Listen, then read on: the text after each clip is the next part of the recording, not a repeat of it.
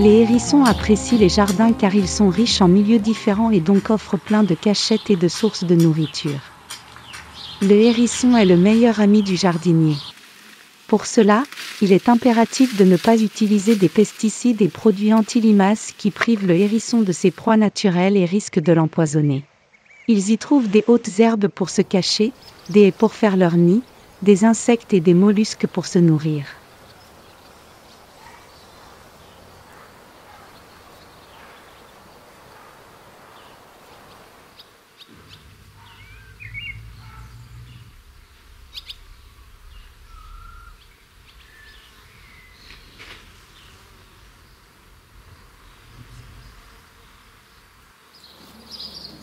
Ménagez des ouvertures entre votre jardin et celui du voisin, il s'y faufilera et profitera de plusieurs garde-manger.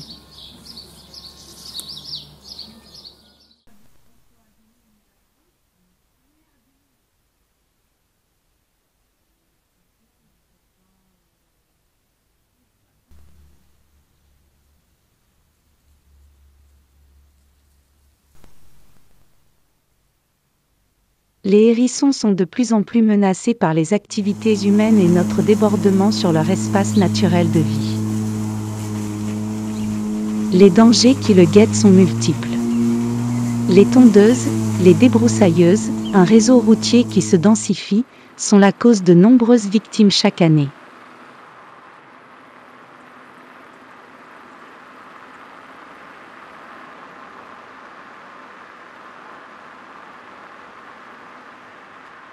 Le groupement ornithologique du refuge Nord-Alsace, le GORNA, est une association locale reconnue d'utilité publique.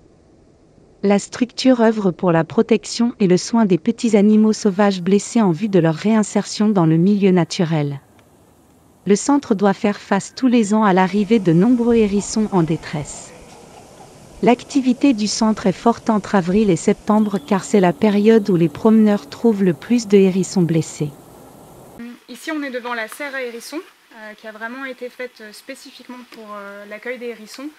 On en accueille énormément chaque année. C'est des animaux qui sont stressés, qui ont besoin d'un espace individuel. Alors maintenant je vais regarder un petit peu la progression des plaies de ce hérisson qui nous est arrivé le 1er mai avec vraiment une plaie très importante à la tête qui a sûrement été causée par une tondeuse ou une débroussailleuse. Donc voilà, je vais regarder comment ça marche.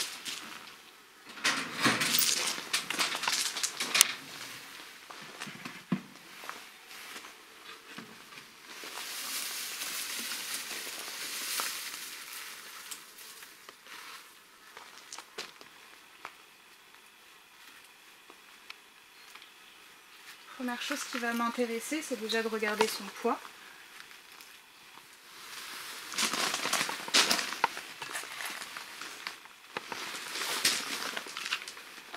C'est super, c'est un hérisson qui prend du poids. Vraiment, toujours le plus dur avec les hérissons, c'est quand même de pouvoir observer un petit peu les plaies. Ça reste des petites boules de piquant.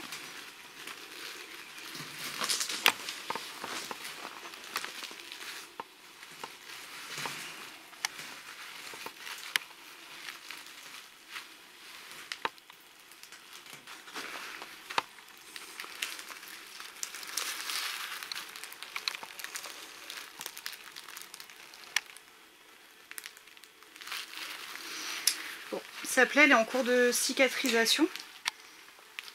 Donc on va le garder encore un petit peu parce que la peau n'a pas complètement encore refermé la plaie.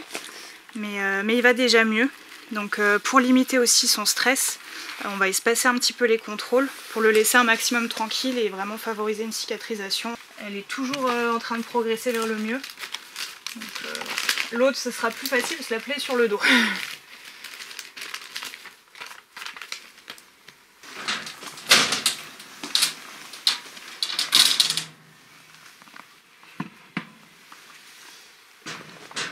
Je suis toujours pour le suivi des soins, un petit peu obligée de les déranger.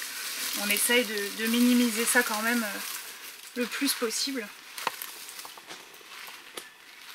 Alors, je vois déjà que c'est super. En fait, sa plaie était ici, et vraiment la zone qui n'a pas de piquant était complètement ouverte, hein. On voyait vraiment la chair dessous. Là, il nous reste une toute petite croûte vraiment insignifiante, et les piquants qui commencent à repousser tout autour. Là, c'est vraiment une super nouvelle du coup pour ce hérisson qui est en pleine forme. Sa plaie, elle est vraiment très belle.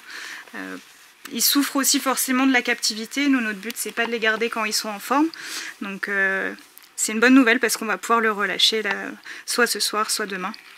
Il pourra retrouver son milieu naturel. Et comment vous procédez? Alors pour le relâcher, c'est vrai que le hérisson c'est assez territorial, ça connaît son domaine. Si c'est possible, on aime bien les relâcher là où ils ont été trouvés. Ensuite, c'est vrai que ça dépend forcément de la cause d'accueil. Par exemple, on a reçu un hérisson qui a été prédaté 3 fois par le chien de la famille, donc on ne le remettra pas dans le même jardin. On trouvera un lieu approprié mais différent. On est sur un hérisson qui fait déjà un bon poids, on va dire un bonhomme bon poids, et on voit que c'est une bonne boule, donc il est bien harmonieux.